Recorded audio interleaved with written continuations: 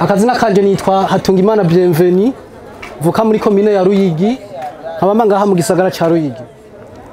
Umugambi wanje mfise ni umugambi wo kurima imboga. Ndavuga itomati, intore, irengarenga.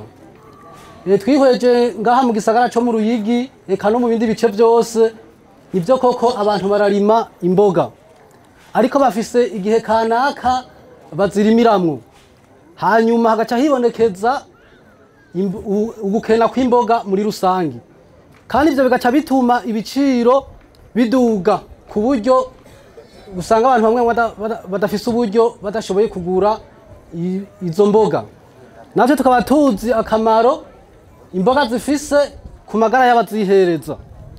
Rero umugambi wanje ukaba witeguriye kurima imboga nkoresheje ubuhinga bwo gutegura isi ku buryo izo mboga ziboneka mu gihe cose no ku giciro kimeze neza, ku buryo rero wese ashobora kuzigura hama akazihereza. Murabizi mwese iyo mugiye ku isoko ukagura imboga, uragura izo ushobora gufungura uno munsi canke ejo, ariko ntushobora kugura izo uzofungura nko mu misi 3, 4, 5 iri imbere.